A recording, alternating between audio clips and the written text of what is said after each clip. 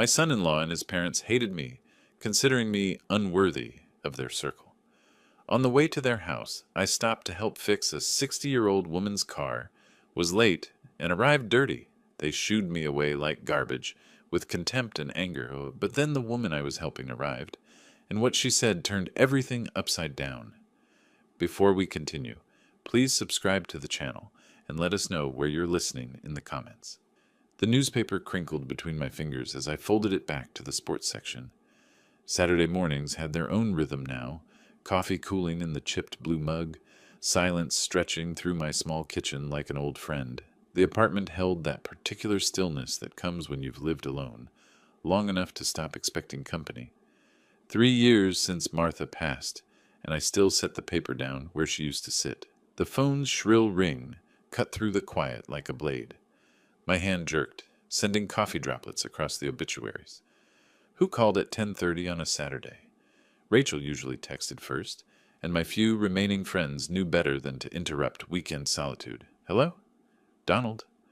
The voice carried that familiar chill, my son-in-law's practiced politeness that never quite masked his discomfort. It's Richard. I straightened in the wooden chair, its legs creaking against the linoleum. Richard never called, ever. When communication happened between us, it flowed through Rachel like water, finding the path of least resistance. Richard. Everything all right? A pause stretched across the line, filled with the sound of his careful breathing. Rachel insists I call you about something. The words carried weight, each one measured and reluctant. My mother's birthday dinner, tonight. My stomach tightened. Serenity Thompson's birthday, I'd forgotten. Though Rachel had mentioned it weeks ago, the way Richard said insists made it clear whose idea this invitation wasn't. I see. She thinks you should come. Another pause, longer this time. The family's gathering at 7. Worthington Hills Country Club, Worthington Hills. Of course, where the valet parking costs more than my weekly grocery budget, and the wine list read like a foreign language, designed to separate the worthy from the wanting. I glanced around my kitchen, the mismatched plates drying in the rack, the refrigerator humming its mechanical song, the single coffee cup that had become my entire morning routine. That's thoughtful of Rachel. Yes. Well, Richard's tone suggested thoughtfulness had nothing to do with it. Dress is business casual. The club has standards. The way he said standards landed like a small punch, not cruel enough to challenge directly, but pointed enough to remind me where I stood in their world. I ran my thumb along the rim of my coffee mug, feeling its rough edges where the ceramic had chipped. I'll be there. Fine. 7 o'clock sharp. They don't hold reservations. The line went dead before I could respond. I held the phone against my ear for another moment, listening to the dial tone's steady hum. Outside, a neighbor's lawnmower started up, its engine coughing to life with the kind of mechanical complaint I understood. Business casual at Worthington Hills. I looked down at my faded Ohio State t-shirt and work pants. The clothes hanging in my bedroom closet hadn't seen a country club in years, maybe ever, but Rachel would be there, and despite Richard's cold delivery, she'd asked for me. That meant something. The coffee had gone cold while I sat there, the newspaper forgotten. I pushed back from the table and stood, my knees protesting the sudden movement. 7 o'clock gave me time, but not much. First, I needed something decent to wear, then a gift worthy of Serenity Thompson's expectations. My wallet sat on the counter beside yesterday's mail. I flipped it open, counting the worn bills inside. Enough for a modest present, though nothing that would impress the Thompson family. Still, it wasn't about impressing them. It was about showing up for Rachel when she needed me there. The apartment suddenly felt smaller, its quiet less comfortable. I grabbed my keys from the hook by the door, the familiar weight of them solid in my palm. The Toyota waited in the parking lot, reliable as sunrise despite its age and accumulated scratches. Time to venture into their world, armed with nothing but stubborn pride and a father's love. 20 minutes later, I stood before my bedroom closet, water still dripping from my hair onto the towel around my shoulders. The shower had washed away the morning's stillness, but not Richard's words. Business casual at Worthington Hills. Translation: Don't embarrass us more than necessary. My dress shirts hung in a neat row, pressed but showing their age. Navy blue seemed safest, conservative enough to blend in, dark enough to hide any shortcomings. I pulled it from the hanger, the fabric soft, from countless washings. Martha used to iron my shirts with military precision, each crease sharp enough to cut. Now I managed with wrinkle-release spray and careful hanging. The drive to Eastland Mall took 15 minutes through Saturday traffic. Families loaded into SUVs, kids clutching shopping lists for birthday parties and weekend activities. Normal families who probably didn't navigate minefields of social expectations every time they gathered. Inside the mall, the weekend crowd moved with purpose. Young mothers pushed strollers past storefronts, while teenagers clustered around phone charging stations. I found myself studying the other shoppers, wondering which ones would fit naturally at Worthington Hills, and which, like me, would stick out like grease stains on silk. The department store's perfume counter hit me first, a wall of competing scents that made my eyes water. Women in crisp uniforms offered samples and advice to customers who looked like they belonged in Richard's world. I moved deeper into the store, past displays of handbags that cost more than my monthly grocery budget. Can I help you find something? The sales clerk appeared beside me, her smile professional but genuine. Mid-40s, wedding ring catching the overhead lights, the kind of person who understood working for a living. Birthday gift for my son-in-law's mother. Her expression shifted slightly, reading between the lines. What kind of relationship do you have with her? Smart question. Complicated. She nodded, understanding more than I'd said. Price range? 50 to 75. Follow me. We moved toward a display of silk scarves and jewelry. Nothing too personal, nothing too cheap. Safe territory for difficult relationships. She pulled out a silver picture frame, elegant but not ostentatious. Classic choice. Shows thoughtfulness without overstepping. I turned it over in my hands, feeling its weight. Solid, but not flashy. The price tag said $68, more than I usually spent. But this wasn't usual. The memory hit me without warning. 3 years ago, the first time I'd met Serenity and Palmer Thompson. Rachel had insisted on dinner at some Italian place with white tablecloths and waiters in bow ties. I'd worn my best shirt, the one Martha picked out for church services and special occasions. Serenity's face when Rachel introduced me still burned clear in my mind. That moment of confusion followed by the careful recalibration when she realized her daughter-in-law's father fixed cars for a living. Palmer's handshake had been brief, dismissive, his attention already shifting to safer topics. Dad works with his hands, Rachel had said, trying to bridge the gap. He can fix anything. How practical, Serenity had replied, the pause before practical speaking volumes. The sales clerk's voice brought me back to the present. Sir, the frame? I'll take it. She wrapped it carefully in tissue paper, then slipped it into a small gift bag with ribbon handles. Professional presentation for amateur money. At the register, I counted out the bills, the transaction feeling heavier than it should. Walking back through the mall, I caught glimpses of my reflection in storefront windows. Clean shirt, pressed pants, gift bag in hand, trying to dress up for people who'd already decided I didn't belong. But this wasn't about them. This was about Rachel, about showing up when family needed you, even when family didn't particularly want you there. The Toyota started on the second try, engine settling into its familiar rhythm. I set the gift bag carefully on the passenger seat and checked the dashboard clock. 12:40. Enough time to get home, grab my jacket, and leave for Dublin, with a few minutes to spare.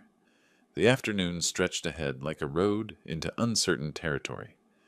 2 hours in the car to think, to prepare for whatever waited at Worthington Hills. Richard's cold invitation echoed in my mind as I backed out of the parking space, but underneath it, I heard something else.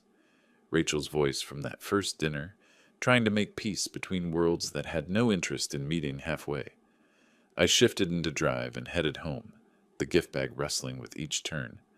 In 40 minutes, I'd be on the highway, carrying a $68 peace offering toward a birthday party where peace seemed unlikely. But sometimes showing up was enough. Sometimes it had to be.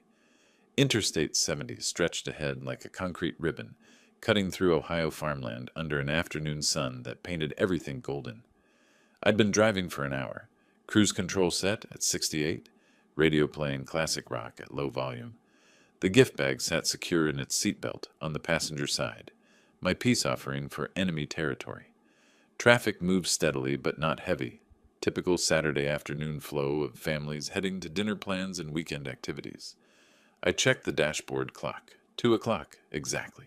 Right on schedule for a 4:30 arrival, maybe even a few minutes early if I kept this pace. The Mercedes appeared ahead like a silver beacon, hazard lights blinking against the highway shoulder. Expensive car, stopped dead. My mechanic's instincts kicked in before my brain finished processing the scene. Someone needed help. I eased off cruise control and guided the Toyota behind the luxury sedan.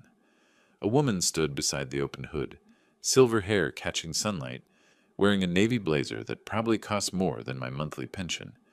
She looked somewhere in her 60s, composed despite the circumstances, but clearly out of her element. Stepping from my car, I felt the highway wind and heard the constant rush of passing traffic.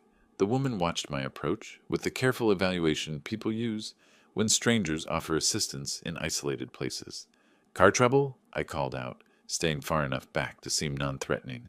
"The engine just died." Her voice carried education and breeding, crisp consonants that spoke of private schools and country clubs. All the warning lights came on at once. I moved closer, hands visible, body language open. "I'm Donald. Used to work on cars professionally. Mind if I take a look?" She hesitated, weighing options. A lone woman on a highway, deciding whether to trust a stranger. Smart caution. "Lauren Whitfield." She extended her hand with business-like efficiency. "I'd appreciate any insight you might have." Her handshake was firm, confident, the kind of grip that suggested someone accustomed to making deals in commanding boardrooms. But right now she was just another driver with a broken car. What happened right before it quit? Strange noise from under the hood, almost like grinding. Then the temperature gauge shot up and everything went silent. I nodded, already forming a diagnosis. "Sounds like your water pump failed. When they go all at once. Usually takes the serpentine belt with them." Lauren's expression shifted from worry to cautious relief. "Is that fixable? Here, I mean?" "Depends on what else got damaged. Mind if I grab some tools from my car?" She stepped aside, gesturing toward the engine bay. "Please." My emergency toolkit lived in the Toyota's trunk. Basic wrenches, pliers, electrical tape, jumper cables. 40 years of turning wrenches had taught me to carry essentials wherever I went. You never knew when someone would need help. Returning to the Mercedes, I caught Lauren studying my car with undisguised curiosity. 10-year-old Toyota versus current year luxury sedan. The contrast wasn't lost on either of us. "Let's see what we're dealing with," I said, leaning over the engine compartment. European engineering. Complicated where American cars stayed simple, expensive where domestic vehicles used cheaper alternatives. But an engine was an engine, and this one told its story clearly. Shredded belt hanging loose, coolant splattered across everything, water pump pulley wobbling on its shaft. "Good news and bad news," I announced, straightening up. "Good news is I can probably get you running again. Bad news is it's going to take some time." Lauren checked her watch. A slim gold piece that caught the light. "How much time?" "Hour and a half, maybe 2, assuming I can jury-rig a temporary fix." Her face fell slightly. "Going somewhere important, obviously." "Join the club. The alternative is calling a tow truck and waiting until Monday for parts," I continued. "Your choice." She looked down the empty highway, then back at me. Whatever she was weighing, the decision came quickly. "If you're willing to try, I'd be grateful." "What do you need me to do?" "Stay clear of the traffic side, mostly. This is going to get messy." I rolled up my sleeves and dove into the engine bay, hands already dark with road grime and coolant. The water pump would need complete replacement eventually, but highway repairs were about getting home, not permanent solutions. Lauren watched from a safe distance as I loosened the damaged belt and assessed the pump housing. Doable, but barely, the kind of repair that separated real mechanics from parts changers. "You're missing your Saturday afternoon for this," she observed. "Had somewhere to be myself. I worked the wrench around a stubborn bolt, but cars don't respect social calendars." "Where were you headed?"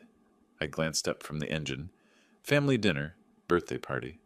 No need for details about reluctant invitations and class warfare. I hope this doesn't make you late. We'll see. The bolt finally gave way with a metallic ping. Where about you? Same thing, actually. Birthday celebration. Lauren's tone suggested complications there, too. Small world. The coincidence felt odd, but not impossible. Saturday evenings in Ohio probably hosted thousands of birthday parties. Still, something in her voice suggested her gathering might be as challenging as mine. I returned to the repair, losing myself in the familiar rhythm of problem solving. Remove the damaged parts, improvise with what's available, make it work long enough to get home. The same approach that had carried me through 40 years of other people's automotive emergencies. Time compressed the way it always did when I worked. Traffic hummed past, the sun tracked slowly westward, and my hands found their way through German engineering, like muscle memory, navigating familiar territory. 40 minutes into the repair, sweat had begun to collect under my collar, despite the May breeze. The alternator housing came free with a satisfying click, revealing the real culprit, worn brushes and a seized bearing that had finally given up the fight. How long have you been doing this? Lauren asked from her safe distance beside the guardrail. Started when I was 16. I wiped my hands on an old rag, examining the failed component. 46 years, give or take. That's impressive. Most people our age are slowing down. I glanced up, catching her expression. Not condescending like Richard's family would be, but genuinely curious. Cars keep me honest. Either you fix them right, or they leave you stranded. Like mine just did. Exactly. I set the damaged alternator on my fender, reaching for the spare I kept in my emergency kit. Good thing I'm old-fashioned about carrying backup parts. Lauren moved closer, studying the components with interest rather than impatience. You just happen to travel with spare alternators? This one's rebuilt. Picked it up from a junkyard last month. Cleaned it up during slow evenings. Never know when you'll need it. Most people would just call roadside assistance. Most people don't know how to fix what breaks. I lined up the replacement unit, checking the mounting points. These days, everyone wants things done for them instead of learning to do them themselves. There's something to be said for self-reliance. She settled against the guardrail, clearly in no hurry despite our shared time pressure. My late husband used to say the same thing. Different field, but same principle. I caught the past tense, the slight softening in her voice. Sorry for your loss. Thank you, it's been 5 years, but sometimes it feels like yesterday. Working the new alternator into position, I understood that particular ache. Lost my wife 3 years ago. Cancer. I'm sorry, too. Her tone carried genuine sympathy, not the awkward politeness most people offered. It changes everything, doesn't it? Changes how you spend your time, that's certain. The bolt threads caught cleanly, mechanical precision helping push aside emotional weight. Makes you think about what matters. A semi thundered past, its wind briefly overwhelming our conversation. When the noise faded, Lauren was watching me work with the kind of attention that suggested real interest, not just polite observation. You make it look easy. 46 years of practice. I guided the belt around the new pulley, checking tension with my fingers. Same as anything else. Start with what you know, figure out what you don't. Keep your hands busy while your brain solves problems. That's surprisingly philosophical for engine repair.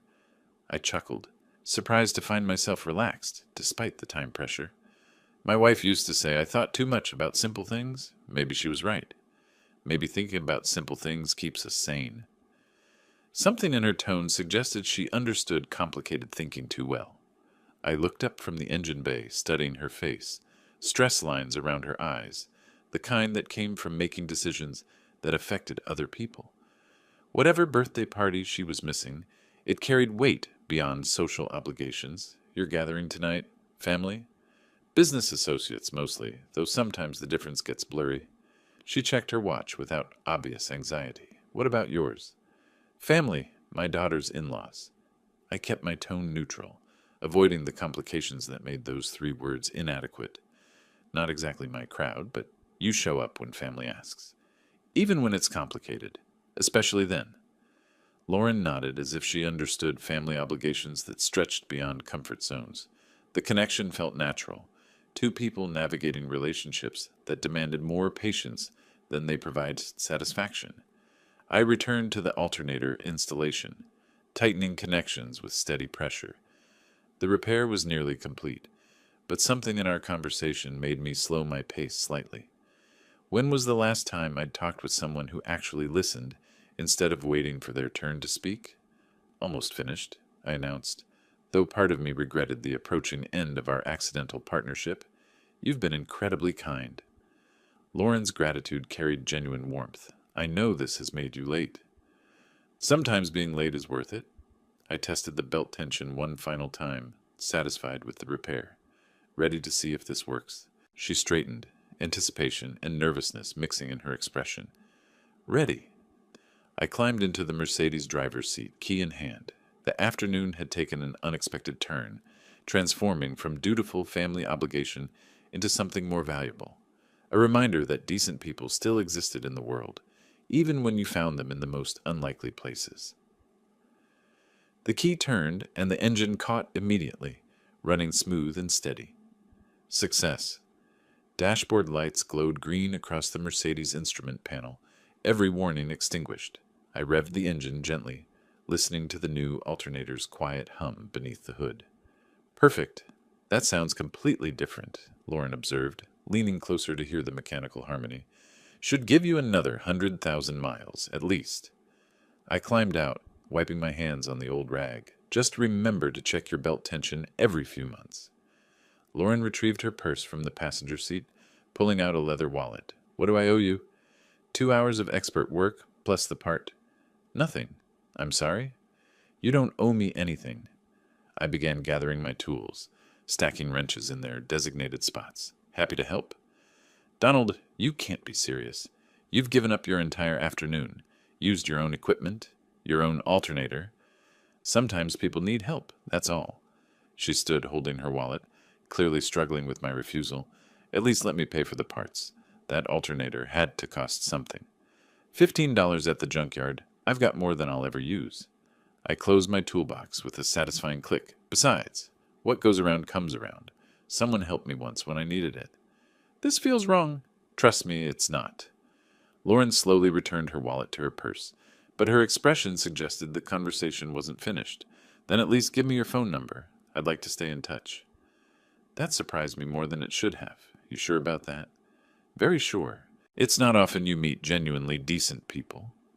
I pulled my phone from my back pocket, an older model, that did what phones were supposed to do without unnecessary complications. What's your number?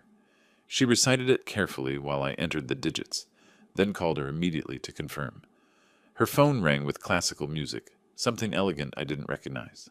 Lauren Whitfield, I said, adding her contact information. There, now you're in my phone. And you're in mine. She smiled, the first completely relaxed expression I'd seen from her. Donald Campbell, Highway Angel. Just Donald's fine.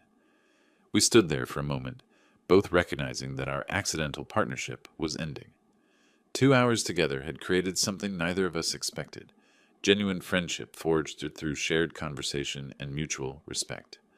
I hate to cut this short, but I really should get moving, Lauren said, checking her watch. I'm already terribly late.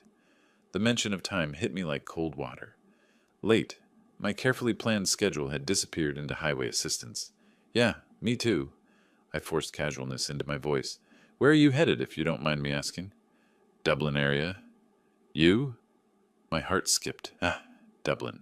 The same general direction, though Ohio was full of Dublin-bound traffic on Saturday evenings. Same area, actually. Small world. We might see each other on the road. She extended her hand for a final handshake. Thank you doesn't begin to cover what you've done today. Her grip was firm, warm, holding a moment longer than strictly necessary. Take care of yourself, Lauren. You too, Donald, and I mean it about staying in touch. I watched her settle into the driver's seat, adjusting mirrors and checking instruments, like someone who'd been genuinely worried about mechanical reliability. The Mercedes purred contentedly, every system functioning exactly as designed. From my own car, I grabbed the gift bag containing Serenity Thompson's silver picture frame. The ribbon handles had wilted during the afternoon heat, but the present itself remained intact. At least I wouldn't arrive empty-handed, even if I arrived embarrassingly late. Lauren's window rolled down as she prepared to merge into traffic. Drive safely. You too, and call if you have any more car trouble. I will, and Donald, thank you again, for everything. She pulled into the traffic flow with confidence, the Mercedes blending seamlessly among the other vehicles heading west toward Dublin. I waited a moment, watching her taillights disappear into the steady stream of Saturday afternoon travelers. My phone buzzed with a text message. Lauren's number appeared on the screen. Your kindness restored my faith in people. Thank you. I typed back quickly. Glad I could help. Safe travels. Starting my own engine, I felt an odd mixture of satisfaction and anxiety. The afternoon had taken an unexpected turn, transforming from dutiful family obligation into something genuinely meaningful. Lauren Whitfield, a stranger 2 hours ago, now someone I genuinely hoped to see again. But the Thompson party loomed ahead, and I was now catastrophically late. Richard's cold invitation echoed in my memory as I merged into traffic, following the same route Lauren had taken moments before. An hour later, I turned into the Worthington Hills subdivision, where every lawn looked professionally manicured and every driveway showcased vehicles that cost more than most people's annual salary. The Thompson house sat at the end of a cul-de-sac, like a monument to successful living. 2-story colonial brick, bay windows gleaming, landscaping that belonged in a magazine. I parked my Toyota behind a line of luxury cars: BMW, Mercedes, Lexus, Audi. My 10-year-old Camry looked like it had wandered into the wrong neighborhood by mistake. The gift bag sat beside me, its ribbon handles now completely wilted, the silver frame inside suddenly feeling inadequate for this level of wealth display. Walking up the curved driveway, I caught my reflection in a parked car's window. 2 hours of roadside engine work had left their mark. Grease stains on my shirt, dirt under my fingernails despite quick cleanup, hair disheveled from highway wind. Not exactly business casual for Worthington Hills standards, the doorbell chimed with classical notes, probably worth more than my monthly utility bill. Through the glass panels, I could see movement, hear the murmur of conversation and clinking glasses. The party had been running smoothly without me. Serenity Thompson opened the door herself, and her expression shifted through several stages in rapid succession. Surprise, assessment, barely concealed horror. She took in my appearance with the kind of look people reserve for unpleasant surprises. Donald. Not a greeting, exactly. More like confirming an unwelcome diagnosis. Mrs. Thompson, sorry I'm late. Happy birthday.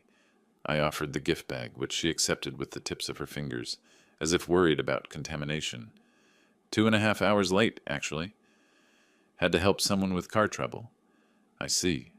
Her tone suggested she saw quite a lot, none of it favorable. Richard, your guest has arrived. The pause before guest carried enough ice to freeze the Ohio River. She stepped aside, allowing me into the foyer with obvious reluctance. The interior confirmed what the exterior promised. Marble floors, crystal chandelier, artwork that probably cost more than my car. Richard appeared from the living room, wine glass in hand, tie perfectly knotted, every hair in place. His eyes swept over my appearance with the same dismay his mother had shown. There you are. He managed to make it sound like an accusation. We were beginning to wonder if something had happened. Something did happen. Someone needed help. Right. He sipped his wine, clearly struggling with how to handle my presence. Well, you're here now. Rachel emerged from the kitchen, beautiful in a navy dress that probably cost more than my weekly pension. Her face lit up when she saw me, then dimmed as she took in my condition. Dad, I was so worried. She hugged me despite my disheveled state, her gesture warm against the Arctic reception from her in-laws. Are you okay? I'm fine, sweetheart. Just got a little dirty helping someone whose car broke down. Serenity's expression suggested that getting dirty was something decent people simply didn't do. Perhaps you'd like to freshen up. The powder room is... He's fine as he is. Palmer Thompson's voice cut across the foyer as he joined our awkward gathering. Where his wife deployed ice, he preferred blunt dismissal. No point in pretending this is anything other than what it is? Rachel's face flushed. Palmer, please. Please what? We're supposed to welcome him looking like he just crawled out from under an engine, while we're entertaining actual business associates? The emphasis on actual landed like a physical blow. I felt the afternoon's good feelings from helping Lauren begin to evaporate. under the weight of their collective judgment. "It was just car trouble," Rachel said quietly. "Dad was helping someone." "Of course he was." Serenity's smile could have cut glass. "How very characteristic."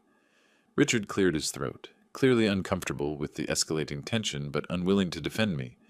"Maybe we should all just—" "Just what?" Palmer's voice carried the authority of someone accustomed to being obeyed. "Pretend this is normal, that showing up looking like a garage mechanic to a birthday party is acceptable behavior?" I opened my mouth to respond, but Rachel stepped between us, her loyalty to me warring with her desire to keep peace in her marriage. "He didn't know he'd be helping with car repairs today," she said desperately. "These things happen." "These things," Serenity repeated, "happen to certain types of people." The words hung in the air like smoke from a house fire, impossible to ignore and equally impossible to take back.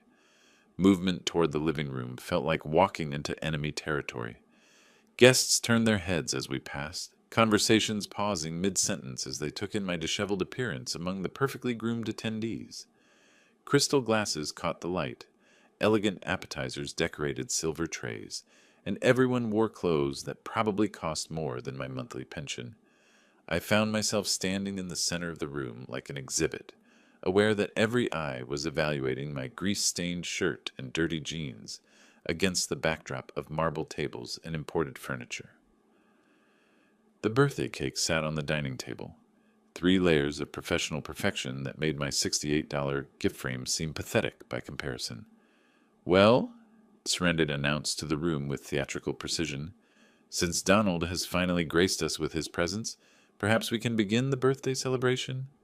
Her words carried enough venom to poison the punch bowl. Several guests shifted uncomfortably, recognizing the tension crackling through the formal atmosphere. I moved toward an empty chair, thinking to quietly blend into the gathering, but Serenity's voice cut across the room like a blade. "Oh, I don't think so." The entire party froze. 20 pairs of eyes turned toward us, witnessing what was about to unfold.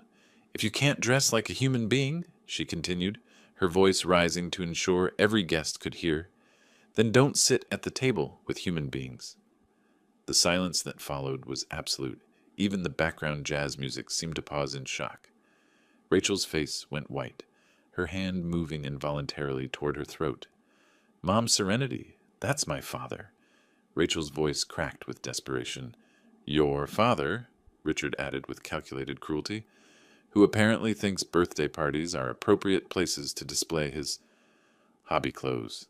I felt heat rise in my chest, the afternoon's confidence from helping Lauren battling against years of accumulated slights. Around us, guests pretended to examine their drinks while straining to hear every word, either change into something civilized. Palmer's voice carried the authority of someone accustomed to being obeyed. "Or go home.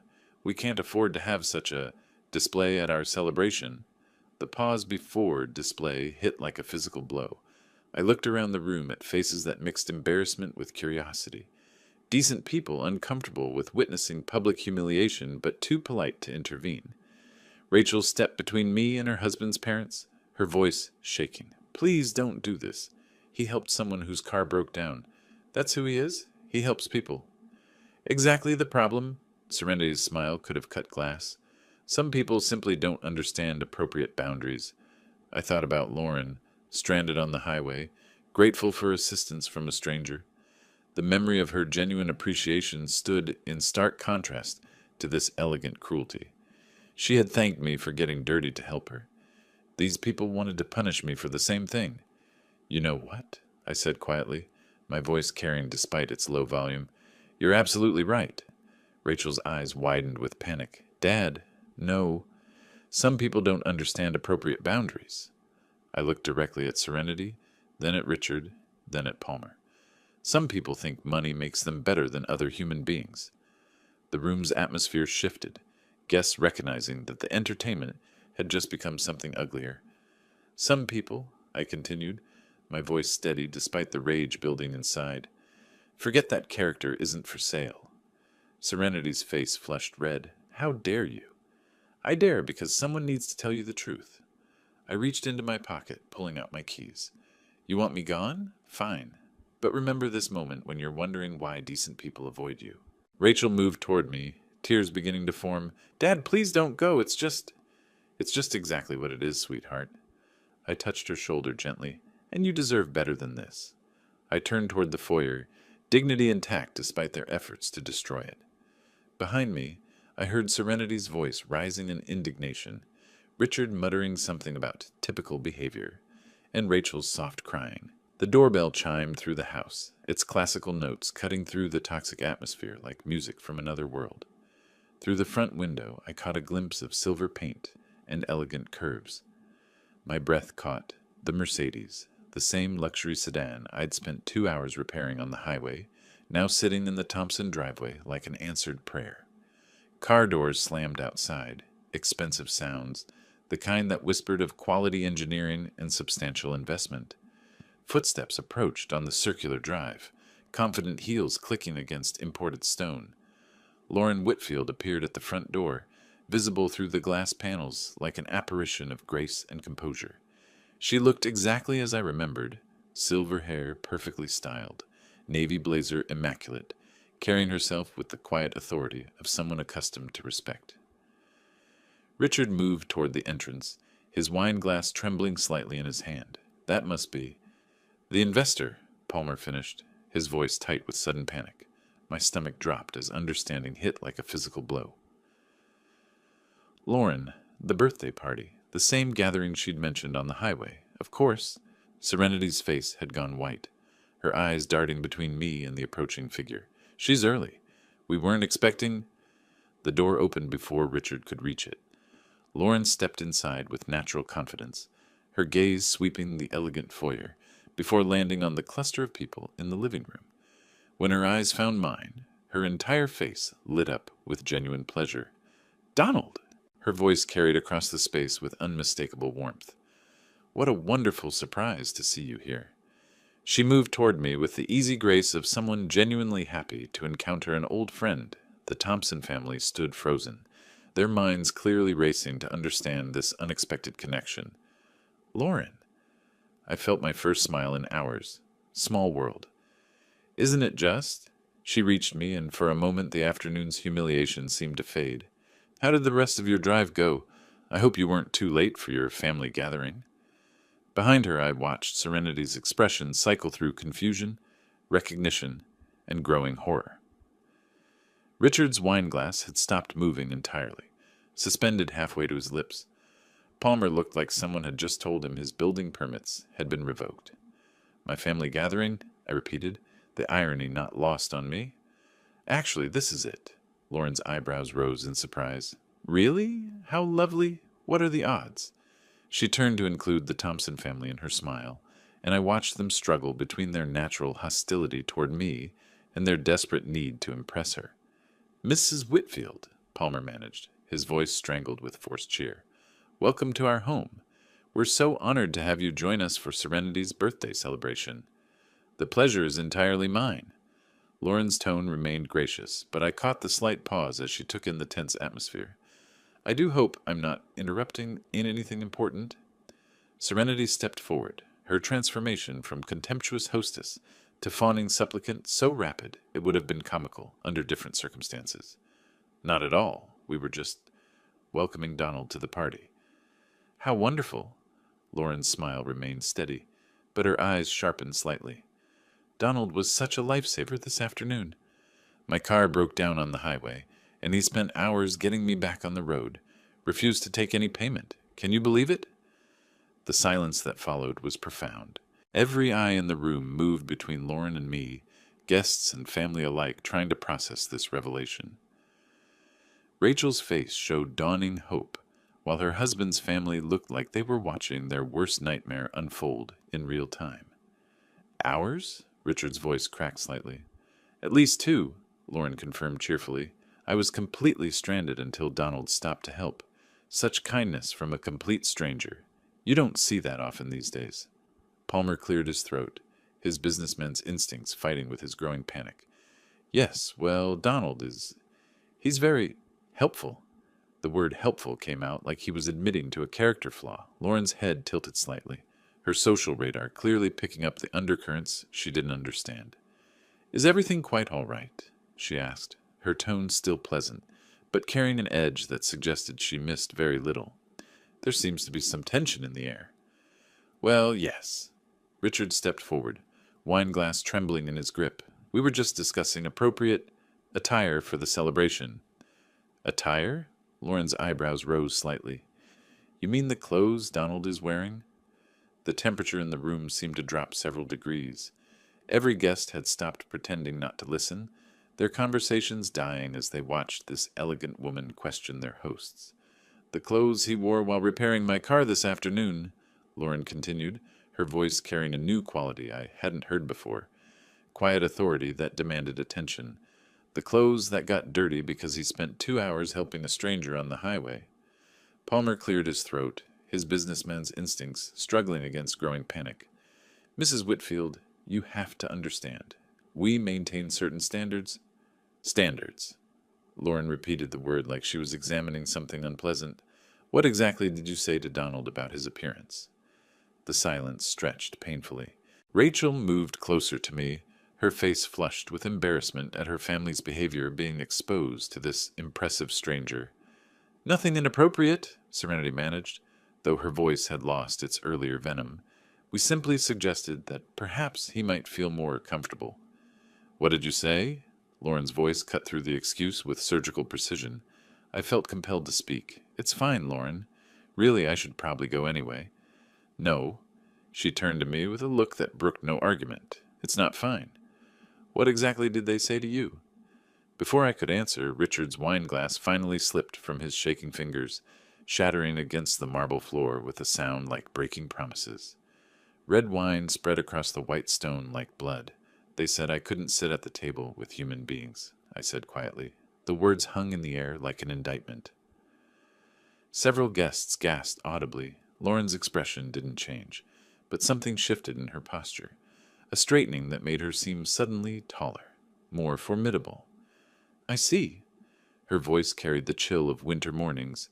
And this is how you treat someone who spent his afternoon helping others? This is your definition of appropriate behavior?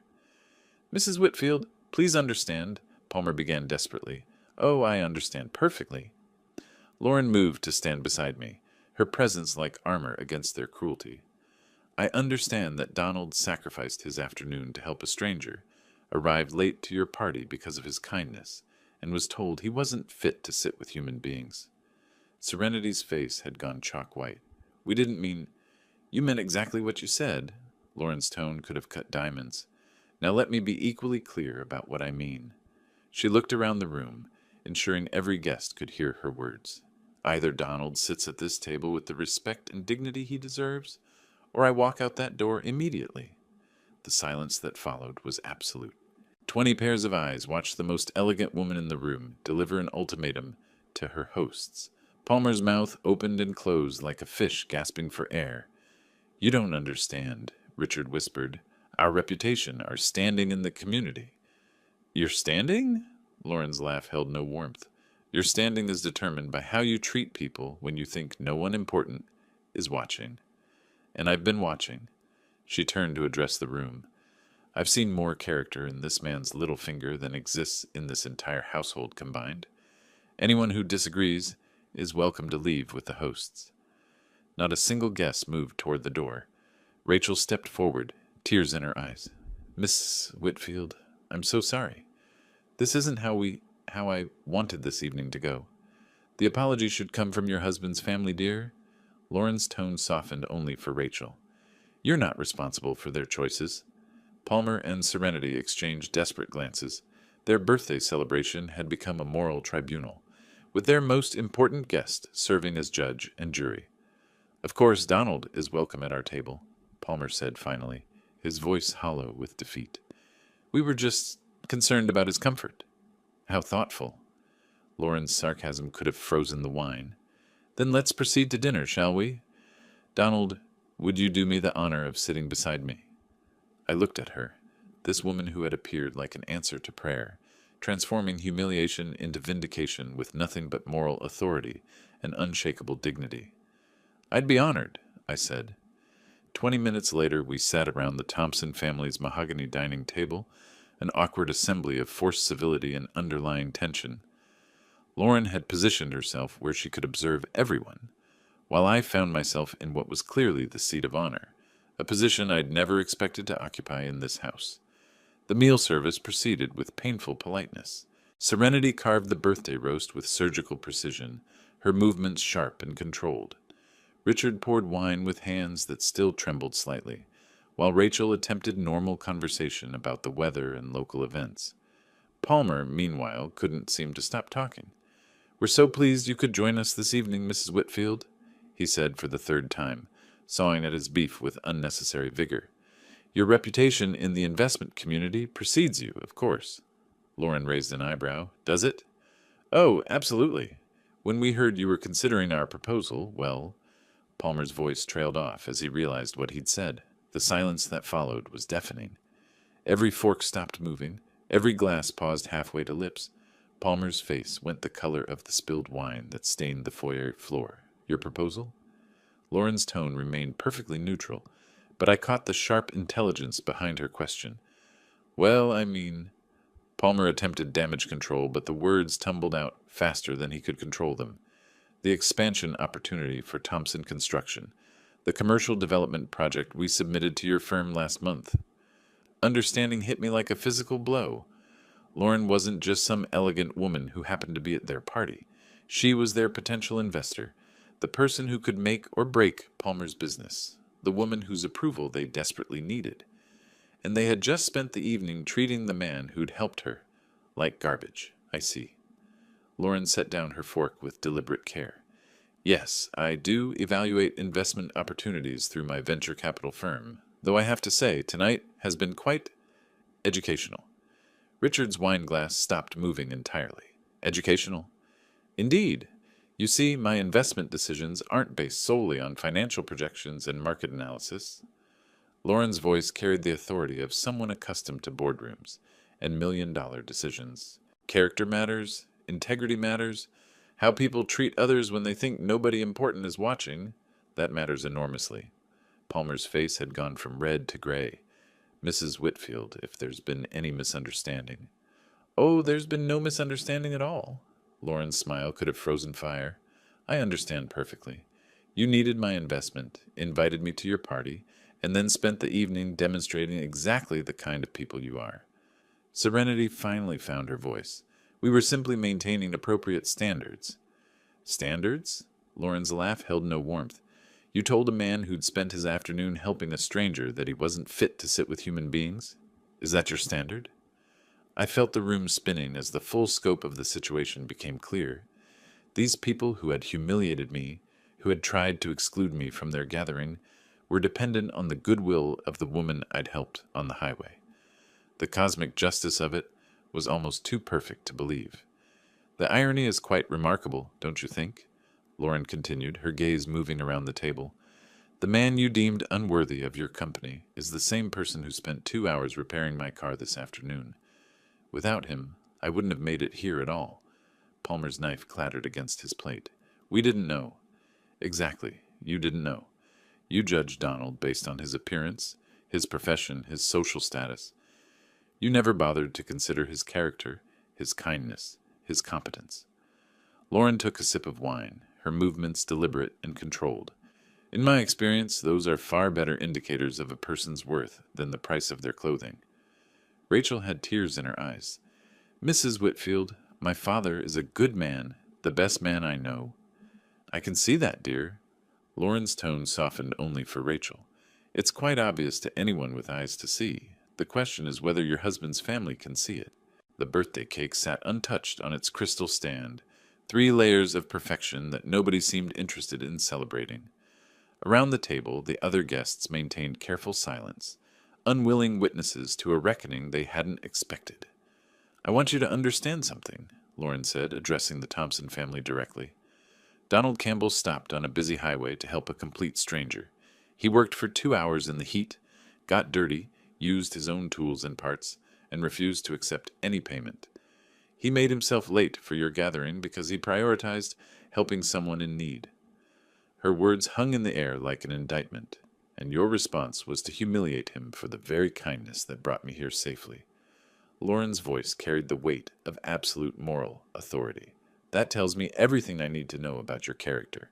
And character, as I mentioned, is crucial to my investment decisions. Palmer's hands were shaking now. Mrs. Whitfield, please. If you could find it in your heart to reconsider. Oh, I'm considering many things right now, Lauren replied, her tone suggesting the considerations were not favorable. Lauren set down her napkin with the deliberate precision of someone accustomed to making decisions that change lives. The dining room fell silent except for the soft ticking of the grandfather clock in the corner, counting down the moments until judgment. I've made my decision about the Thompson construction investment, she announced. Palmer's face went the color of ash. Mrs. Whitfield, please, if you could just... Let me finish. Lauren's voice carried the authority of boardrooms and million-dollar decisions. In my 30 years of venture capital investment, I've learned that numbers tell only part of the story. The most important factor in any business partnership is character. She looked around the table, her gaze settling on each Thompson family member in turn. Character reveals itself in how people treat others when they believe no one important is watching. Character determines whether a business relationship will thrive or merely survive until the first real challenge. Richard's wine glass sat forgotten in his trembling hand. Character? Exactly. You see, I don't just invest in business plans or market projections. I invest in people. And the people I choose to back must demonstrate basic human decency, integrity, and respect for others. Lauren's tone remained professional, but steel ran beneath her words. Those qualities aren't negotiable. Serenity leaned forward desperately. Mrs. Whitfield, surely you understand that we maintain certain standards. Standards? Lauren's smile could have cut glass. Yes, let's discuss standards. This afternoon, when my car broke down on the highway, I was helped by a man who spent 2 hours of his own time, used his own tools and parts, and refused any payment for his assistance. That man demonstrated the kind of character I value in business partners. Palmer's hand shook as he reached for his water glass. We had no way of knowing. That's precisely the point. You had no way of knowing Donald's connection to me, so you revealed your true selves. You told a man who had sacrificed his afternoon to help a stranger that he wasn't fit to sit with human beings. Lauren's voice remained calm, but her words landed like hammer blows. You demonstrated exactly the kind of character I cannot support. The room felt like a courtroom awaiting verdict. Other guests had stopped pretending to eat, their attention fixed on this elegant woman delivering judgment with surgical precision. I require business partners who understand that success depends on more than profit margins and market share. It depends on treating people with dignity, regardless of their appearance, profession, or social status. Lauren's gaze moved to me briefly, acknowledgement and respect clear in her expression. Donald Campbell embodies those values. You do not. Rachel's voice came out as barely a whisper. What does this mean? It means, Lauren said clearly, that I will not be investing in Thompson Construction. I cannot, in good conscience, support a business led by people who lack basic human decency. The silence that followed was deafening. Palmer's face had gone from ash to chalk, the reality of financial ruin settling in like a physical weight. Serenity's perfectly composed facade cracked, revealing genuine panic beneath the social polish. Please reconsider, Palmer managed.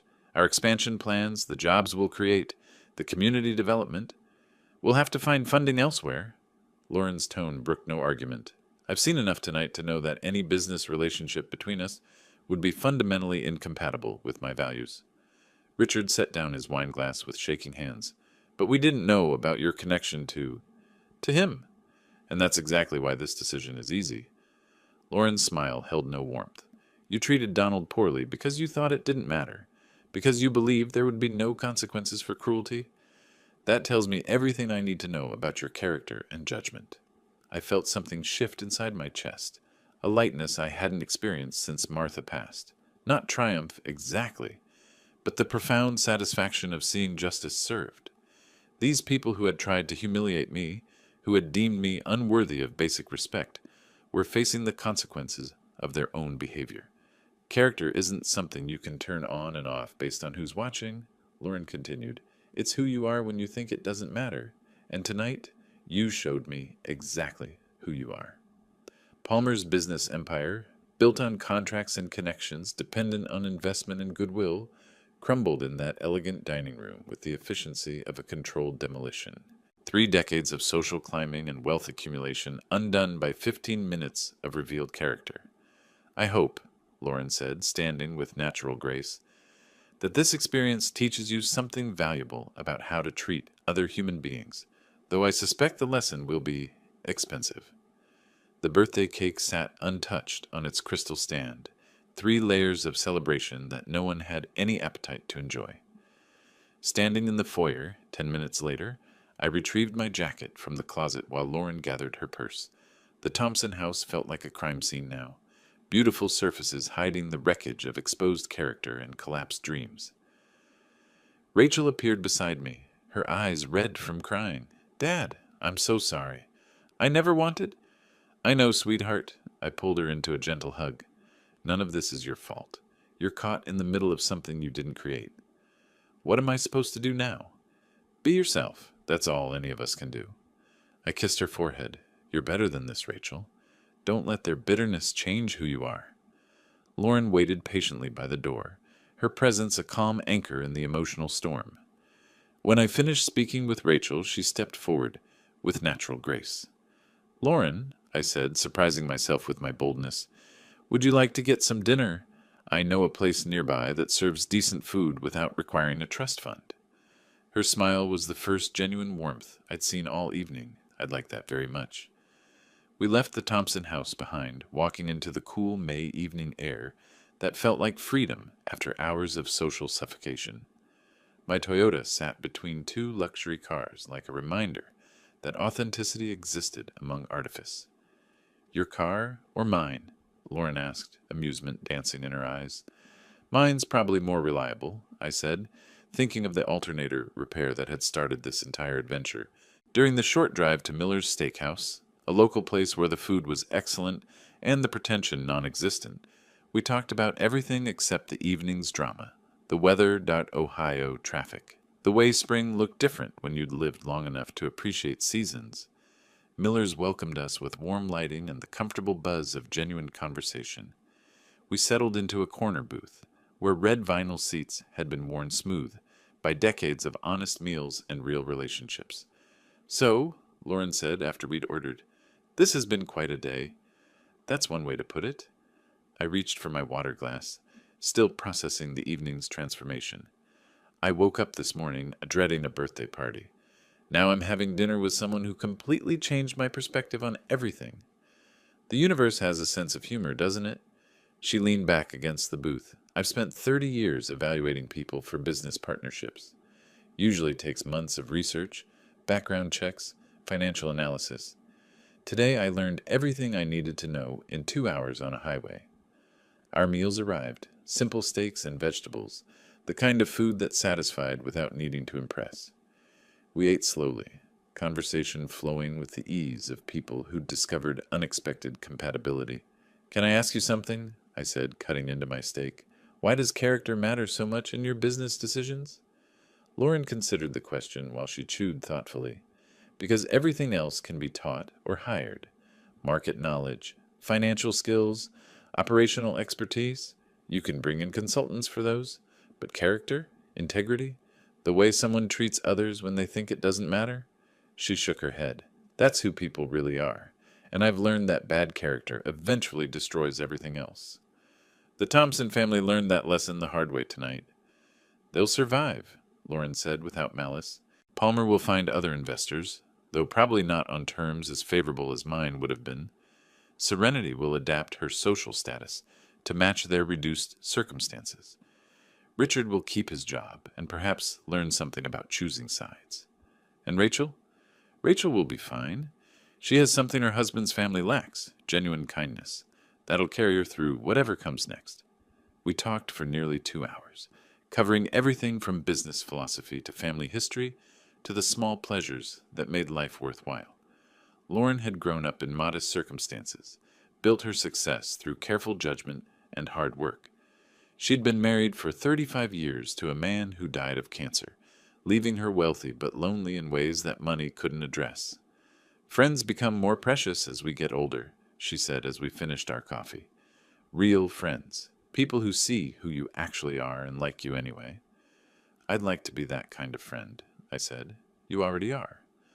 Walking to our cars in the restaurant parking lot, I felt something I hadn't experienced since Martha died. Genuine optimism about the future. Not because of the evening's vindication, though justice felt good after years of being judged by the wrong criteria, but because I'd found someone who valued the same things I did. Donald, Lauren said, stopping beside her Mercedes, I want you to have my personal phone number. Not the business line, my actual number. Call me when you want to talk to someone who appreciates good character over good appearances. I programmed her number into my phone, right below Rachel's contact information. You realize you're going to hear from me regularly. I'm counting on it. Driving home through the quiet streets of Dublin, I reflected on the day's impossible journey, from highway assistance to moral vindication to genuine friendship. Martha would have loved Lauren, two women who understood that kindness mattered more than status, that helping others was its own reward. My phone buzzed with a text message. Lauren's number appeared on the screen. Thank you for reminding me that good people still exist. Looking forward to our friendship. I typed back, thank you for seeing something worth defending. Drive safely. The apartment waited for me, small and modest and exactly what I needed, but it no longer felt empty. Tomorrow would bring new possibilities. Coffee with a friend who valued character, conversations with someone who understood that dignity couldn't be purchased. Sometimes justice arrives wearing an elegant blazer and driving a Mercedes, armed with nothing but moral authority and the power to recognize authentic human worth. If you like this story, please like this video, subscribe to the channel, and share your impressions of this story in the comments. To listen to the next story, click on the box on the left. Thank you for watching. When I asked my daughter about her wedding, for which I had paid $40,000, she replied, "It was 4 days ago, just for the family." I, the one who gave everything I had, turned out to be unnecessary. A month later, she called me and asked, "The mortgage is overdue. When will you pay it?" My answer turned her world upside down. She begged me for forgiveness. Before we continue, please subscribe to the channel and write in the comments what time it is where you are now. The car door slammed like a gunshot outside my house. 7:30 on a Tuesday evening, and Beverly's heels clicked against my porch steps with the rhythm of an angry woodpecker. I opened the front door to find my daughter's face, streaked red from crying, mascara smeared down her cheeks like war paint, clutching wedding magazines against her chest. "Daddy, I need you to save my wedding." No hello, no explanation for showing up unannounced, just desperation wrapped in designer clothing, standing in my doorway while the Texas heat pressed against my back. "Bevy, what's wrong? Slow down and—" "The venue!" She pushed past me into the living room, her voice cracking. "They want $40,000 by Friday or we lose everything. Everything, Daddy." My worn leather armchair creaked as I lowered myself into it, bills scattered across the coffee table forgotten. The single lamp cast long shadows across the room while the air conditioner hummed its steady rhythm. Beverly paced between my couch and the window, her breathing rapid and shallow. 40,000? The number hit me like ice water. "Beverly, that's everything I have saved." "I know." She dropped into the chair across from me, wedding magazines spilling across the floor. "I never wanted to ask you for something this big, but Daddy, this is my one day. The one day that will matter for the rest of my life." Her voice broke on the last word, and suddenly she wasn't 35 anymore. She was 8 years old again, standing in this same living room after skinning her knee, looking at me like I could fix anything in the world. My hands trembled as she handed me a glossy brochure featuring crystal chandeliers and marble columns. "The Grandview Estate," she whispered. "It's perfect, Daddy. Doug and I went there last month, and I could picture walking down that aisle in Mama's dress, seeing you smile in the front row." Sarah's voice echoed in my memory. "Never let our baby girl down, Jessie, whatever she needs. But, sweetheart, your savings, gone." Beverly's tears came harder now, the kind that made her shoulders shake. "The marketing contracts dried up, and Doug's been between jobs for 3 months. We've been living on credit cards, hoping something would break our way." The brochure felt heavy in my arthritic fingers. $40,000. My emergency fund, built penny by penny over 15 years of careful living. Money I'd planned to leave her anyway, just not like this. You said you'd always be there for me, she continued, her voice barely above a whisper. When Mama died, you promised nothing would change between us. Daddy. She only called me Daddy when she needed something important, and we both knew it. The childhood nickname fell from her lips like a practiced prayer, designed to crack open whatever resistance I might have left. I looked at the venue photos again. Soaring ceilings, gardens that belonged in fairy tales, the kind of place where dreams came true. Then I looked at my daughter's desperate face, at the designer purse that cost more than my monthly grocery budget, at the hope flickering behind her tears. The air conditioner clicked off, leaving us in sudden silence. When is the wedding? I asked. June 28th. She wiped her eyes with the back of her hand. 6 weeks. Just enough time to make it perfect, if we can secure the venue. 6 weeks. I calculated quickly. Social Security? Pension? The small interest from Sarah's life insurance? I could make it work. Somehow, I always made it work. My shoulders slumped as the weight of decisions settled over me. Okay. Okay? Beverly's head snapped up. I'll get the money. She launched herself from the chair, nearly knocking over my coffee table in her rush to reach me. Her arms wrapped around my neck, and for a moment, she smelled like the little girl who used to fall asleep on my lap during Sunday movies. I love you so much, Daddy. You're saving my entire life. As quickly as they'd started, her tears stopped. She kissed my forehead, gathered her magazines, and headed for the door with renewed energy. I'll come by tomorrow morning for the money, she called over her shoulder. Early, around 9:30. I need to get to the venue by 11 to finalize everything. The door closed behind her, leaving me staring at the scattered brochures on my coffee table. Outside, her Honda started up and pulled away, taking with it the last of my savings and somehow the last of my peace. Morning light streamed through the living room windows, illuminating the wedding brochures still scattered where Beverly had left them 13 hours ago. I hadn't moved them, hadn't slept much either, spending most of the night at my kitchen table with bank statements, calculator, and 3 cups of coffee that had grown cold while I ran the numbers again and again. Her car pulled into the driveway at 9 sharp, 30 minutes early. Through the window, I watched Beverly check her reflection in the rearview mirror, then stride up the walkway with the confidence of someone who knew she'd already won. Morning, Daddy, she breezed through the front door I'd left unlocked, finding me still in my pajamas and terrycloth robe. Ready for the big day? The big day, as if withdrawing my life savings was cause for celebration. Let me get dressed first, I mumbled, but she was already settling into the kitchen, scrolling through her phone with the practiced ease of someone half her age. Take your time, I'll just wait here. The bedroom safe sat behind my dresser, hidden beneath Sarah's old jewelry box. My arthritic fingers fumbled with the combination, her birthday, same as always, while Beverly's voice drifted from the kitchen, cheerful and impatient. Daddy, everything okay in there? Fine, sweetheart, just counting. $400 bills. I'd withdrawn them yesterday afternoon from 3 different banks, not wanting to explain to anyone teller why Jesse Collins suddenly needed his entire emergency fund in cash. The bills felt crisp and foreign in my weathered hands, more money than I'd ever held at once.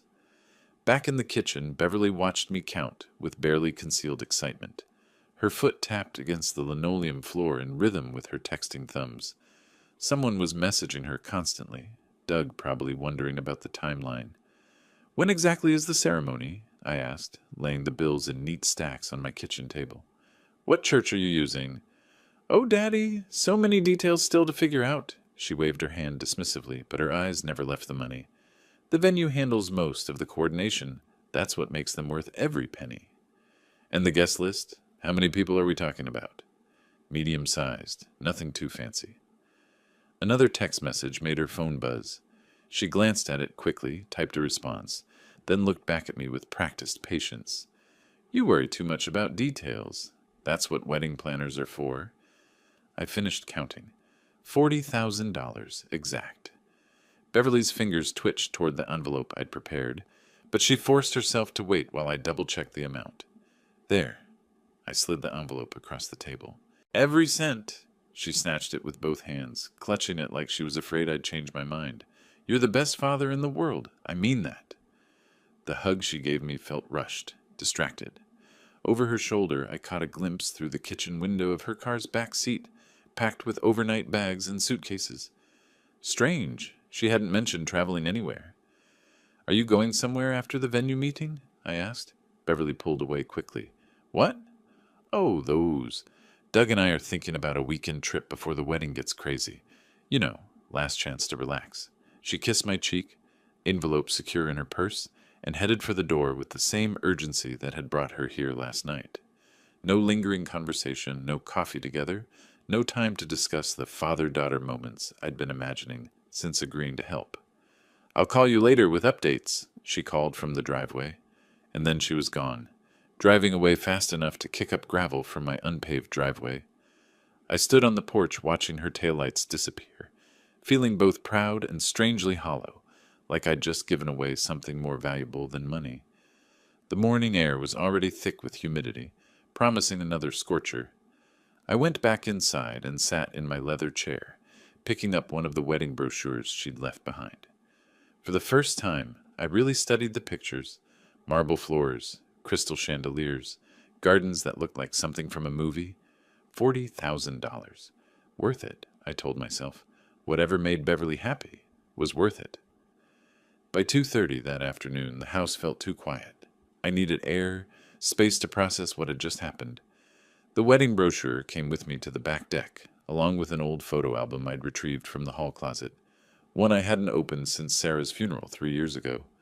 The wooden deck chair creaked under my weight, weathered and sun-bleached from years of Texas summers. Above me, the oak tree Sarah had planted when Beverly was born provided blessed shade, its leaves rustling in the slight breeze that offered the only relief from the heat. Cicadas buzzed their endless song while I opened the album to pages I knew by heart.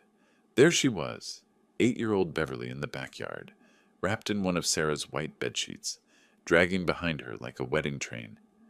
In the photo, she'd made me play the groom for her favorite doll, both of us kneeling in the grass while she performed an elaborate ceremony she'd invented. When I grow up, you'll walk me down the aisle, Daddy, she'd announced that day, and I'll have the most beautiful dress and the biggest cake.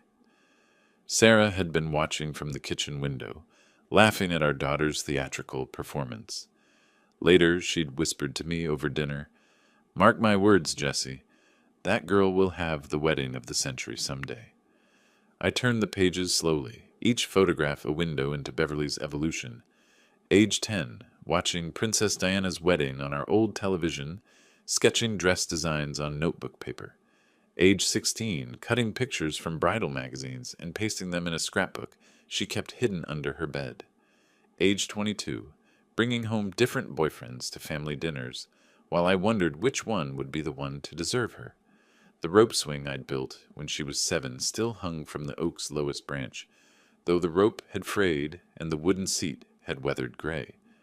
Beverly used to pump her legs for hours, trying to swing high enough to touch the clouds.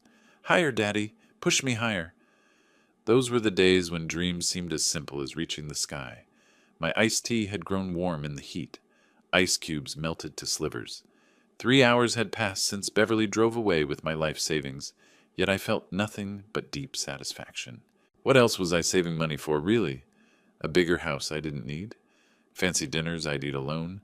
Travel to places that would feel empty without Sarah? The wedding venue brochure lay open on my lap, its glossy pages showing elegant ballrooms and manicured gardens. I could picture Beverly there in white silk, walking down an aisle lined with flowers, while I escorted her toward happiness. The image filled me with warmth, despite the nagging memory of her rushed departure, her evasive answers about ceremony details.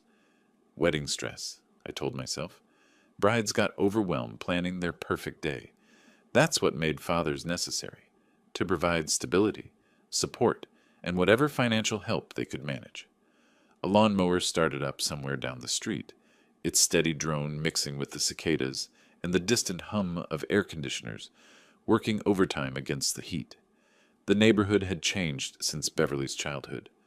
The house where she used to play with the Morrison kids now belonged to a young couple with no children. The corner store where I'd bought her ice cream had become a cell phone repair shop. But some things remained constant: father's love, family loyalty, the promise to be there when it mattered most. I closed the photo album as shadows began lengthening across the yard, signaling the approach of evening. Tomorrow, I'd call Beverly to ask about dress shopping, maybe offer to help with other wedding preparations. For now, though, I wanted to savor this feeling of having done right by my daughter, of honoring the promise I'd made to Sarah all those years ago. The feeling of deep contentment settled over me like the oak tree's shade, protective, comforting, complete. I headed inside to start dinner, already planning our next conversation, unaware that Beverly would avoid my calls for the next 8 weeks, and that my contentment was about to shatter into pieces I'd never be able to reassemble. 3 days passed before I reached for the phone. Wednesday morning, May 19th, with coffee cooling in my favorite mug and wedding magazines still scattered across my kitchen table where Beverly had left them. The landline felt heavier than usual in my arthritic hand. "Beverly, it's your dad. I was thinking about dress shopping." "Oh, Daddy." Her voice sounded breathless, distracted. "So much stress with the caterer right now? They're trying to change our menu at the last minute. Can I call you back?" She never called back. By the first week of June, my notebook had 5 unanswered calls, recorded in careful handwriting. Each attempt followed the same pattern. I'd dial her number after lunch, listen to 3 rings, then hear Beverly's cheerful voice explaining why she couldn't talk. Venue problems, Doug's work schedule, family drama on his side. "Honey, do you need help with anything else?" I asked during call number 6. "Music? Flowers? I could drive up and—" "Everything's handled, Daddy. You've done enough." The line went dead before I could respond. June 20th marked 8 weeks of this dance. The wedding was supposedly 8 days away, yet I still knew nothing concrete. No church name, no ceremony time, no guest list numbers. When I pressed Beverly for details, her voice would get small and evasive. "When exactly is the ceremony? I need to get my suit cleaned." We're still finalizing the date. Doug's work schedule is so unpredictable right now, and his mother has been—" The line crackled. "Sorry, Daddy. Bad connection. I'll call you tomorrow." Tomorrow never came. Heat shimmers danced across my backyard as July settled over Texas like a suffocating blanket. The rope swing Sarah had built for Beverly hung motionless in the still air, its frayed edges a reminder of promises kept and trust freely given. Inside, my phone remained stubbornly silent. Harry Jenkins found me on my back porch that Tuesday evening, staring at nothing while ice melted in my sweet tea glass. "Wedding stress getting to you, Jesse?" I told him about Beverly's big day back in May. Proud as any father, now the words felt foreign in my mouth. "She's been too busy to talk. Haven't heard from her in 2 weeks. Harry's weathered face creased with concern. "That normal for brides these days?" "I wouldn't know." My voice sounded hollow even to myself. "Never had a daughter get married before. Maybe you should drive up there. Check on her." The suggestion hung between us like heat lightning on the horizon, dangerous and inevitable. I'd been thinking the same thing for days, but hadn't wanted to admit it. What kind of father shows up unannounced because his grown daughter won't return his calls? The kind whose life savings disappeared into a black hole of wedding preparations he'd never seen? July 15th arrived with temperatures pushing toward triple digits. I made my final attempt at contact that morning, sitting in my kitchen with the phone pressed against my ear, listening to it ring once, twice, 3 times before Beverly's recorded voice cheerfully invited me to leave a message. "This is ridiculous," I said to the machine. "Call me back, or I'm coming over." Silence stretched through the afternoon like taffy, broken only by the air conditioner's mechanical wheeze and the distant hum of traffic on the highway. By evening, I'd checked the phone 3 times to make sure it was working properly. The dial tone mocked me with its steady persistence. Something cold had settled in my stomach over the past week. Not worry anymore, but a growing certainty that my daughter was deliberately avoiding me. The same girl who used to call every Tuesday just to share workplace gossip was now treating me like a persistent bill collector. Standing at my kitchen window, I watched the sun sink toward the horizon, painting the sky in shades of anger and betrayal. My truck keys hung by the door. silver against the wood grain, waiting for a decision I'd been avoiding for 8 weeks. The highway to Dallas stretched east from Willow Creek, carrying families toward reunions and fathers toward answers they might not want to find. 4 days of wrestling with indecision ended Saturday morning when I pulled my truck keys from the hook by the door. July 19th, 9 o'clock sharp, with the sun already promising another scorcher and my resolve finally crystallizing into action. I showered carefully, chose clean jeans and my best button-down shirt, the blue one Sarah always said brought out my eyes. Beverly's address was written in my careful script on a scrap of paper tucked inside my address book. Numbers I'd memorized but never used for surprise visits. The Exxon station on Main Street sold me gas and coffee that tasted like burnt wire, but I needed the caffeine more than flavor. My hands shook slightly as I counted out exact change, telling myself it was age, not nerves. Highway 20 East cut through familiar oil country, past pump jacks that nodded like mechanical prayers and billboards advertising wedding venues I'd never heard of. The radio played George Strait, singing about family bonds that couldn't be broken, which felt like cosmic mockery given my current situation. 20 miles out, doubt crept in like morning fog. What would I say when Beverly opened her door? "Surprise, honey. Your old dad got worried when you stopped returning his calls." She was 35 years old, entitled to privacy, entitled to wedding stress that didn't include detailed reports to her father. But $40,000 bought me the right to ask questions. Mile markers ticked past while I rehearsed conversations in my head. Beverly explaining her silence with reasonable excuses. Me apologizing for being an overprotective father. Both of us laughing about misunderstandings while she showed me wedding photos and let me help with last-minute preparations. The optimistic scenario felt increasingly unlikely as Dallas suburbs materialized through heat shimmer, sprawling subdivisions that looked identical from the highway. Beverly lived in one of these beige complexes where young professionals paid too much rent for too little space. Construction near the city limits forced traffic into single file, giving me time to notice details I'd missed during my mental rehearsals. A radio advertisement for marriage counseling services, a billboard promoting intimate wedding packages, starting at $5,000. Numbers that made my $40,000 sacrifice seem excessive for what Beverly claimed she wanted. The GPS voice in my truck, a recent purchase for exactly this kind of navigation, guided me through subdivisions where every street looked the same. Turn right at Maple Ridge Drive, left on Oakwood Circle, straight past identical mailbox clusters until I reached Beverly's building. Her parking space held her blue Honda, which meant she was home.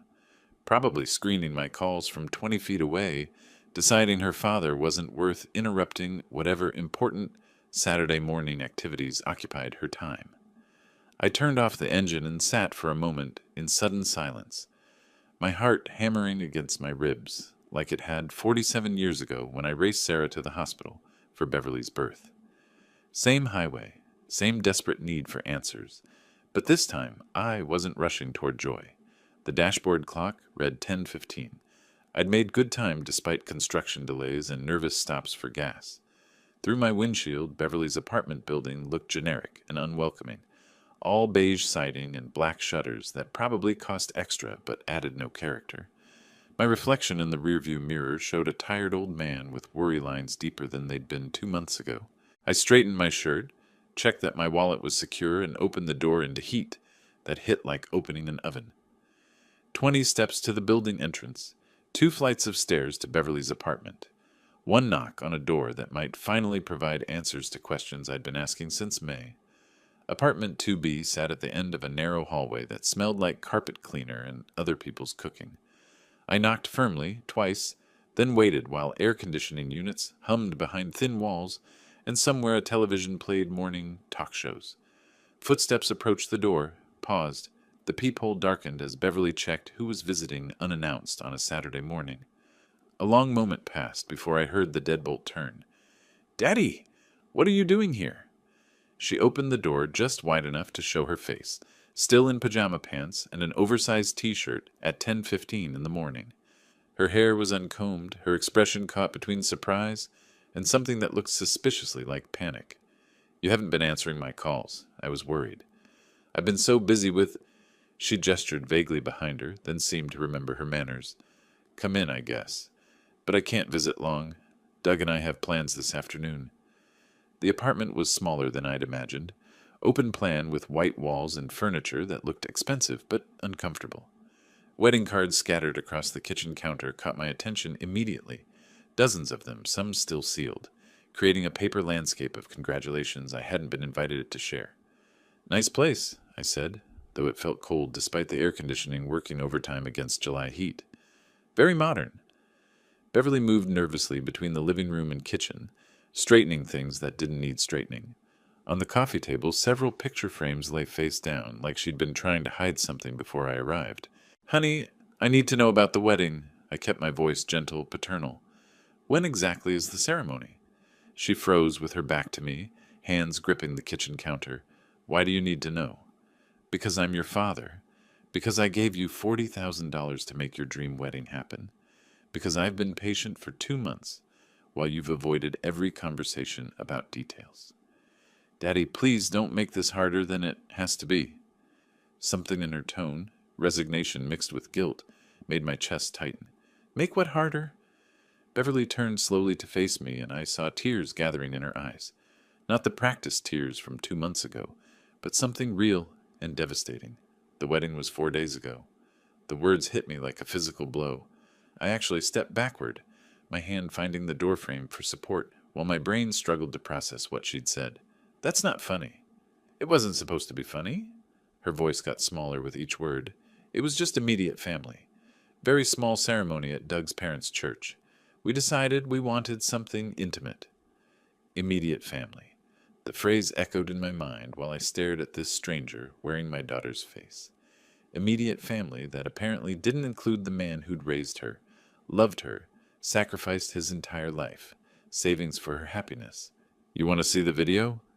Beverly held out her phone with trembling fingers. We hired a photographer. It was really beautiful. I looked at the screen, showing a frozen image of my daughter in white silk, standing beside Doug in what looked like a small church sanctuary. Her smile was radiant, genuine, the kind of happiness I'd dreamed of seeing when I walked her down an aisle I'd never see. No. The word came out colder than I'd intended, but I couldn't summon warmth for this moment. My daughter had stolen my money and my dreams, then had the audacity to offer me a recording of what I'd missed. Daddy, please understand. We didn't want a big production. All that stress. All those people to please. This was perfect for us. Perfect. I tested the word, found it bitter. And where exactly did my $40,000 go, if not toward this perfect intimate wedding? Beverly's face crumpled. We needed it for other things. The apartment deposit, Doug's car payment, some credit card debt. The wedding only cost $3,000. $3,000? I'd given her enough money to buy a car, and she'd spent it paying off mistakes, while lying to me about dream venues and crystal chandeliers. You played me. The realization felt like drowning in shallow water. Everything was a lie. The venue, the stress, the desperate phone call. You needed money and knew exactly which buttons to push. It wasn't personal. Those 3 words, it wasn't personal, cut deeper than any intended cruelty could have. My daughter had manipulated me with surgical precision, using my love for her as a weapon against my common sense, and she couldn't even admit it was deliberate. I looked at Beverly one last time, memorizing the face of someone I thought I knew. She held out her phone again, still offering to show me the wedding video, still hoping to smooth over the devastation with shared happiness I hadn't been allowed to witness. I shook my head once and turned toward the door. Daddy, please, don't leave like this. But I was already walking away, stepping back into Texas heat that felt cool compared to the burning in my chest. The metal stairs clanged under my boots as I descended from Beverly's apartment, her voice still calling through the closed door behind me. Daddy, please, don't leave like this. But I was already pushing through the building's glass entrance into heat that felt merciful compared to the burning in my chest. My truck sat baking in the parking lot, chrome door handle too hot to touch without wincing. I fumbled with my keys for a full minute before managing to unlock the door and slide onto seats that scorched through my shirt. The engine turned over reluctantly, air conditioning blowing superheated air that gradually cooled as I sat motionless, staring through the windshield at nothing. 4 days ago. My daughter had been married 4 days ago, and I had spent those days worried about calling to check on wedding preparations that had already happened without me. The drive home passed in fragments. First 10 miles in complete silence, my mind blank except for the road ahead and the rhythmic hum of tires on sun-softened asphalt. Country music started playing when I hit the highway, something about family bonds and keeping promises, but I snapped it off immediately. The quiet felt safer than lyrics that reminded me how thoroughly I'd been played. Somewhere around mile 20, I started talking to myself. 4 days ago. The words came out harsh in the truck's silence. She stood in my living room 4 days ago and let me worry about a wedding that was already over. Traffic slowed near a construction zone, forcing me to sit still with my thoughts. That's when the real anger started building. Not the hot, explosive kind, but something colder and more dangerous. I remembered Beverly's performance in my living room back in May, how she'd clutched those wedding magazines like props in a carefully rehearsed play. Every hug had been calculated. Every tear had been strategic. Every "I love you, Daddy" had come with a hidden price tag.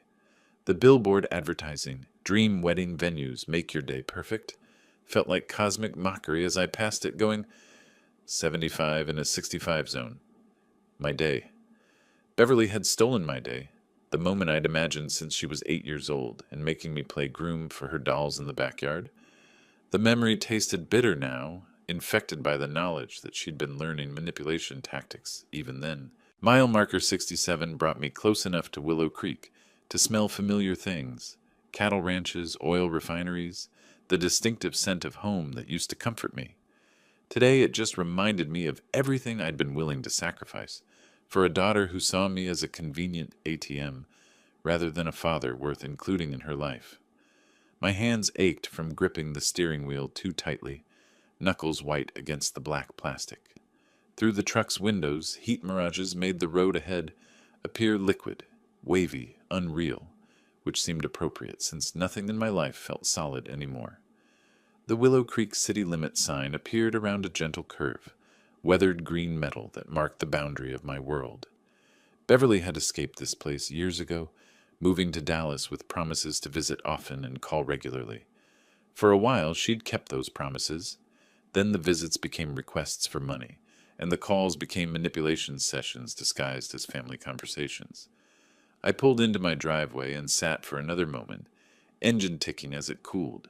Through the windshield, my mailbox bulged with accumulated mail I'd been ignoring, while worried about Beverly's fictional wedding crisis. Bills, advertisements, probably more brochures from wedding venues I'd contacted, when I still believed I was helping plan the most important day of my daughter's life. The sight of that overflowing mailbox made me straighten my shoulders. Time to stop ignoring reality and start dealing with it. The mailbox key felt unfamiliar in my fingers, as if I hadn't checked mail in months rather than days. Paper spilled out in a cascade of white and colored envelopes, advertisements for things I didn't need, and official notices that demanded immediate attention. I gathered the pile against my chest and headed inside, grateful for air conditioning that actually worked. My kitchen table became a sorting station, bills in one stack, junk mail in another, official correspondence requiring careful attention in a third. Most of it was routine: electric company, insurance premiums, Medicare updates, but one envelope made my blood run cold. First National Bank, Beverly's mortgage company. "Urgent. Payment. Past due," screamed from the red stamp across the front, dated July 16th. Yesterday. I tore it open with clumsy fingers, already knowing what I'd find but hoping I was wrong. Account member 478291. Payment amount $150. Due date July 15th. Days overdue 4. The same date Beverly got married. The same amount I'd been sending every month for... How long had this been going on? My home office occupied what used to be Sarah's sewing room, converted after her death into a space for managing finances and storing important documents. I pulled out the file folder, labeled Beverly House Help, and spread its contents across my desk like evidence in a criminal investigation. 12 months of canceled checks. Everyone for exactly 150. Everyone dated the 15th of the month. Everyone made out to First National Bank for account Mama 4378291.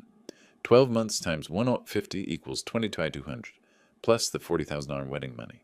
My daughter had cost me 62,200 in 1 year. The memory came back slowly, like a half-forgotten dream.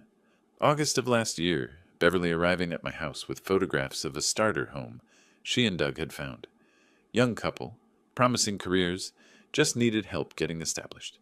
6 months of mortgage assistance while they built up savings and got their feet under them. You'd practically be investing in my future, Daddy. When the house appreciates, you'll have helped build our equity. 6 months had become 12 months. 12 months had become indefinite. And not once had Beverly mentioned stopping the payments or thanked me for the ongoing support. I spread the canceled checks across the desk chronologically, watching the progression of dates like a calendar of exploitation. August, September, October, through Thanksgiving, Christmas, New Year's, through spring and into summer. Every month, Beverly had accepted my money as if it was her natural due, never acknowledging the sacrifice it represented. While I'd been eating store-brand groceries and wearing the same shirts I'd owned for 5 years, my daughter had been living in a house I was paying for, planning a wedding with money she'd manipulated from me, and treating my love like a renewable resource she could tap whenever convenient. The afternoon sun slanted through the office windows, casting long shadows across the evidence of my foolishness. Outside, Harry's lawnmower started up, a familiar Saturday sound that normally brought comfort. Today it just reminded me how normal life continued while I'd been living in a fantasy of being a helpful father. Beverly's thank you card from the first mortgage payment sat at the bottom of the file. Forgotten and now cruelly ironic. You're the best daddy in the world. I'll never forget this kindness. Apparently she'd forgotten it within a month, when the second payment became an expectation rather than a gift. I picked up the bank notice with its bold red past due stamp and felt something cold and final settle in my chest. Beverly thought I'd just keep paying forever, automatically, like some kind of parental trust fund that never required maintenance or gratitude. She was about to learn how wrong she was. Sunday morning arrived with the clarity that sometimes follows emotional devastation. I woke before dawn, mind sharp despite having slept poorly, and knew exactly what needed to be done. The documents from yesterday's discovery lay organized on my kitchen table like a battle plan waiting for execution. Strong coffee, legal pad for notes, bank contact information, the tools of liberation. At 8 o'clock sharp, I dialed First National Bank's customer service line and waited through automated prompts until a human voice answered. This is Margaret in Mortgage Services. How can I help you today? My name is Jesse Collins. I've been making payments on account 4478291 for my daughter, but I'm discontinuing that arrangement immediately. A pause, keyboard clicking in the background. Mr. Collins, let me pull up that account. Yes, I see you're listed as an authorized payer. Are you requesting removal from the account? Exactly. I want all automatic transfers stopped, and I want my name removed as a responsible party. This arrangement is over. I understand. We'll need that request in writing, but I can process the removal today if you fax a signed letter. The account holders will be notified that they're now solely responsible for payments. Account holders, plural. Beverly and Doug living in their house, sleeping in their bed, building their life with my money while treating me like an inconvenient but reliable ATM. Perfect. What's your fax number? The letter took me 20 minutes to write and rewrite until the language was clear and final. Effective immediately, I am withdrawing all financial support for mortgage account 4478291. I will make no further payments of any kind. Please remove my name as authorized payer and direct all future communication to the account holders. I signed it with the same pen I'd used to sign Beverly's checks for 12 months. Walking to the copy center in town gave me time to think through implications. Beverly would receive notice within days. Her mortgage payment would be entirely her responsibility. Doug would have to step up or they'd face foreclosure proceedings. Real consequences for real adults who'd been playing house with someone else's money. Back home, I updated my budget for the first time in a year. Without Beverly's mortgage drain, I had an extra $150 monthly. Nearly $2,000 that would stay in my account, earning interest, available for my needs instead of subsidizing her lifestyle. The relief was physical. Tension I hadn't realized I'd been carrying drained from my shoulders, my neck, my chest. For 12 months, I'd been checking my account balance with anxiety, wondering what Beverly would need next. Those days were over. My phone started ringing around 10:30. Beverly's number on the caller ID, probably panicking about the bank notice she'd received. I looked at the phone, let it ring, and walked to my workshop instead. For the first time in months, I had a morning that belonged entirely to me. The workbench held a project I'd abandoned when Beverly's financial emergencies started consuming my time and mental energy. A jewelry box I'd planned to make for Sarah's anniversary before she passed. Cherry wood, dovetail joints, brass hinges I'd ordered but never installed. I picked up my smoothing plane and felt its familiar weight. This was my time now. My money, my energy, my choice how to spend both. Beverly could call until her phone battery died. I had better things to do than manage crises I hadn't created. Outside my workshop window, the Texas sun climbed toward another scorching day, but I felt cooler and more peaceful than I had in over a year. The wood shavings curled away from my plane in perfect ribbons, and somewhere in the distance, my phone stopped ringing. 1 month of freedom had transformed my kitchen from a neglected space into something worth admiring.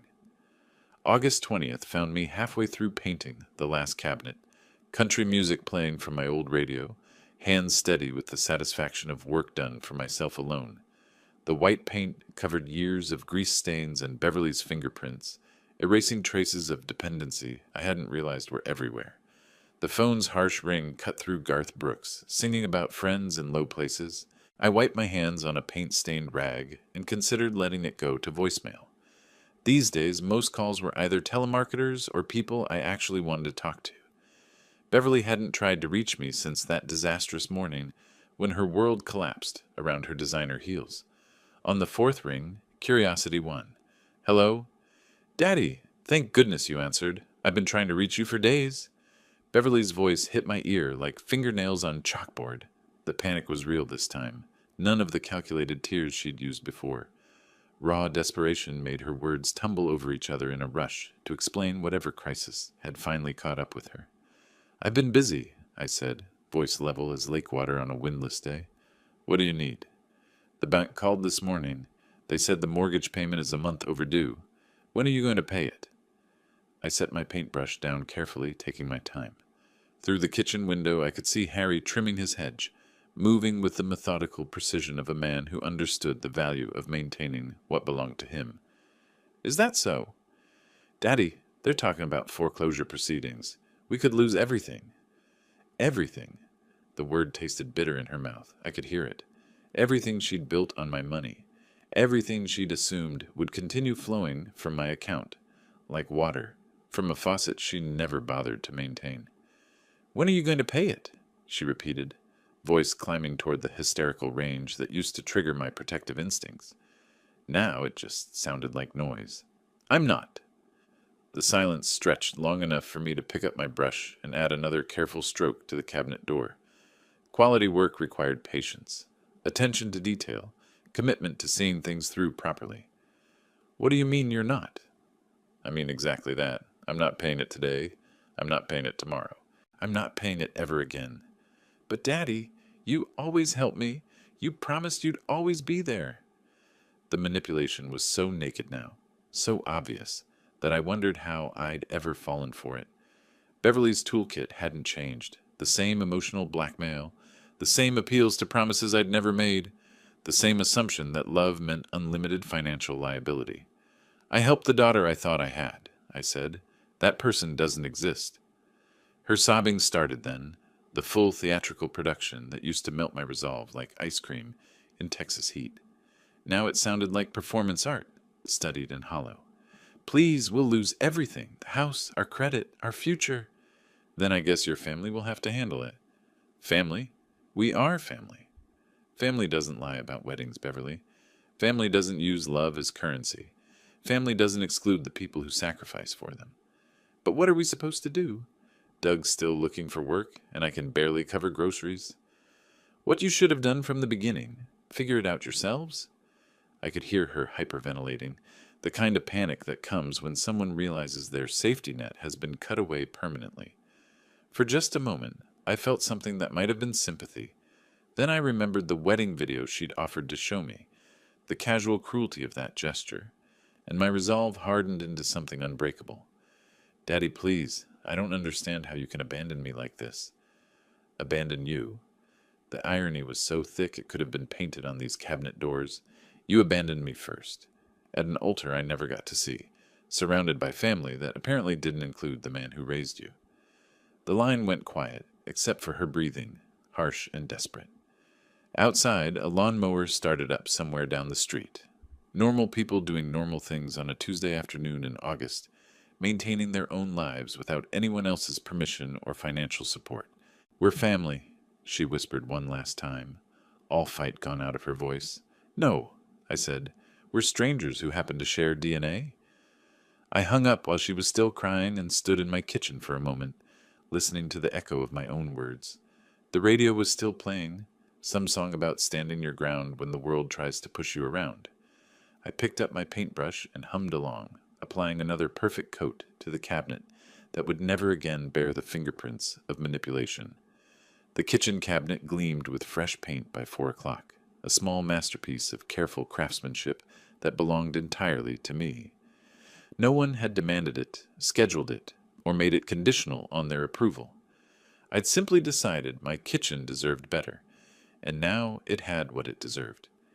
Cleaning my brushes became a meditation on completeness. The white paint swirled away under hot water, leaving bristles clean and ready for the next project. The bedroom, maybe, or the guest bathroom that hadn't seen guests in 2 years. Projects I could afford now that my money stayed in my account where it belonged. The radio DJ's voice cut through my satisfaction. 4:15 on this beautiful Tuesday afternoon, temperature holding steady at 92 degrees. 4:15. Beverly's panic call felt like ancient history already. Someone else's drama that had nothing to do with the peaceful man washing paintbrushes in his own sink. My bank statement lay on the counter where I'd left it that morning, open to reveal numbers that still surprised me. Balance, $4,647. 2 months ago, that number would have been $2,397 after Beverly's mortgage payment disappeared into her account.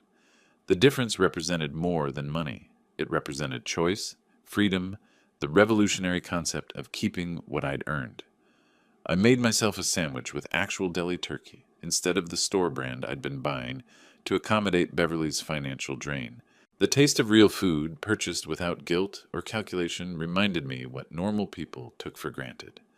My pension covered my needs. It had always covered my needs. Beverly's needs had been the expensive part. The afternoon stretched ahead like an invitation to possibilities I'd forgotten existed. I could read a book without checking my phone every 10 minutes. I could start another home improvement project without worrying about having money for materials. I could even plan that fishing trip to Lake Texoma I'd been postponing for over a year. My notebook, the one where I used to track Beverly's payment schedules, now held different lists. New refrigerator, $800. Deck repairs, $400. Weekend trip to Houston to visit old work friends, $300. Numbers that added up to a life lived for the person earning the money instead of the person spending it. The appliance store answered on the second ring. Thompson's Appliances, this is Maria. This is Jesse Collins. I'd like to schedule delivery of a refrigerator for this Friday. Certainly, Mr. Collins. What model were you interested in? I looked at my old refrigerator, limping along on borrowed time with a freezer that had to be defrosted manually every month. The best one you have that costs under $1,000. The best one, not the cheapest, not the one that would leave more money for Beverly's emergencies. The best one because I deserved appliances that worked properly and I could finally afford them. By 5:30 I had delivery scheduled, a fishing trip planned for the weekend, and a contractor's estimate requested for deck repairs. My calendar, once held hostage by Beverly's crises, now belonged to me. The freedom was almost disorienting after months of reactive living. Grilling a steak on the back porch while the sun painted the sky, Orange felt like luxury beyond description. Real beef, thick cut and properly marbled, seasoned with spices I'd bought without checking the price. The sizzle of meat on hot metal sounded like prosperity, like a man taking care of himself the way he deserved. Harry appeared at the fence between our yards, beer in hand, an expression curious. "You're looking mighty content over there, Jesse." "Good day for it," I replied, flipping the steak with practiced ease. "Beautiful evening, good food, no complaints." "Haven't seen Beverly's car lately. Wedding preparations keeping her busy?" I'd never told Harry the truth about Beverly's marriage, partly from embarrassment and partly because it hadn't seemed important. Now it felt like ancient history, someone else's story that had no bearing on my current reality. Beverly's handling her own affairs these days. I'm focusing on mine. Harry nodded approvingly. "Probably healthy. Can't live your kids' lives for them forever." Forever.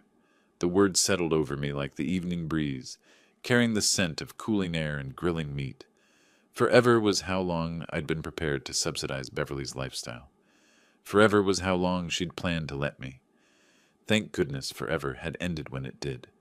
My steak was perfect, pink in the middle, charred on the edges, exactly the way I liked it without anyone else's preferences to consider. I ate slowly, savoring each bite and the complete absence of phone anxiety that had plagued me for months. No missed calls, no emergency texts, no manufactured crises demanding immediate financial intervention. As twilight deepened into evening, I heard a car door slam somewhere down the street. For just a moment, muscle memory made me wonder if Beverly was coming to continue our conversation in person. Then I realized something profound. I didn't care. Let her come.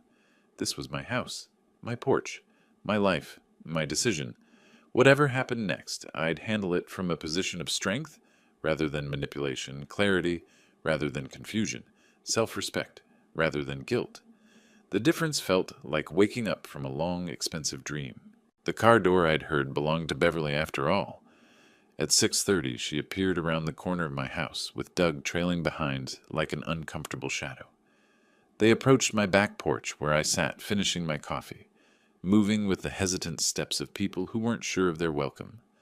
I didn't stand up, didn't invite them to sit, just watched them cross my yard with the detached interest of a man observing strangers navigate his property. "I figured you'd show up eventually," I said. Beverly looked terrible, red-eyed, desperate, wearing the same clothes she'd probably slept in. Doug kept his distance, clearly uncomfortable with whatever plan had brought them here. The golden hour light made harsh shadows across their faces, emphasizing the strain of people facing consequences they'd never expected.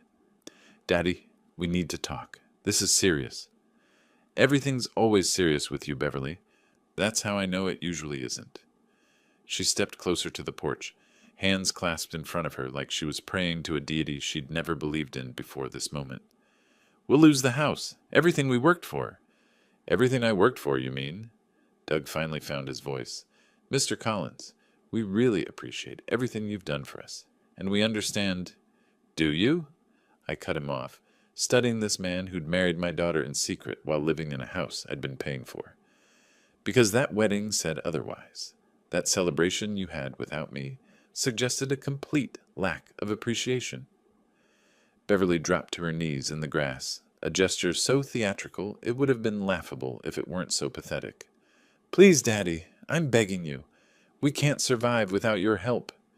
Doug looked mortified, but knelt beside her anyway, following her lead into this performance of desperation. From my elevated position on the porch, I looked down at them literally and figuratively. Two adults reduced to begging for money from a man they deliberately excluded from their lives. "You created a family without me," I said. "Now survive as that family." "But you're my father." Beverly's voice cracked with the kind of pain that used to move mountains in my heart. Now it just sounded like delayed recognition of consequences. "You're supposed to help me. Fathers help daughters. I don't know what you are anymore, but you're not that." Doug tried a different approach, his business background showing through the awkwardness. "Sir, maybe we could work out some kind of payment plan? Something manageable for everyone?" "The plan is you handle your own responsibilities, like adults, like the married couple you chose to become without consulting anyone else." Beverly played her final card with the desperation of someone who had nothing left to lose. What would Mom think of you abandoning me like this? The mention of Sarah, my Sarah, who'd loved Beverly unconditionally and trusted me to do the same, hit exactly the wrong nerve at exactly the wrong moment. I stood up for the first time since they'd arrived, feeling steel replace whatever softness might have remained in my voice. Your mother would be ashamed of what you became. She'd be disgusted by how you used love as a weapon and family as a bank account. Beverly fell silent, finally understanding that she'd crossed a line that couldn't be uncrossed. The golden light was fading now, leaving them in shadows that seemed appropriate for people who'd chosen to live in the dark corners of manipulation and deceit. 22,000 for your mortgage, 40,000 for your fake wedding emergency, $62,000 you took from a man who loved you enough to give you everything. My voice carried across the yard like a judgment that had been years in the making. And not once did you think to include me in the life I was financing? The evening cicadas started their chorus, filling the silence that stretched between us like a chasm that could never be bridged. Beverly remained on her knees, crying real tears for perhaps the first time in years. Doug stared at the ground, probably calculating how many months of his salary I'd unknowingly contributed to their lifestyle. Get off my property, I said, both of you. They rose without protest, two people who'd finally run out of arguments, manipulations, and appeals to emotions they'd never understood. Beverly looked back once as they reached the corner of the house, but I'd already settled back into my chair, master of my domain once again. Their car started up in the driveway, headlights sweeping across my yard as they backed out and drove away. The sound of their engine faded into the Texas evening, leaving behind the peace I'd been missing for over a year. Tomorrow I'd start painting the bedroom, another project for myself, by myself. Tonight I'd just enjoy the silence of a man who'd finally learned the difference between being a father and being a fool. The cicadas sang their approval, and somewhere in the distance, life continued at its own pace, free from the manufactured emergencies of people who'd confused love with money and family with exploitation. If you like this story, please like this video, subscribe to the channel, and share your impressions of this story in the comments. To listen to the next story, click on the box on the left. Thank you for watching.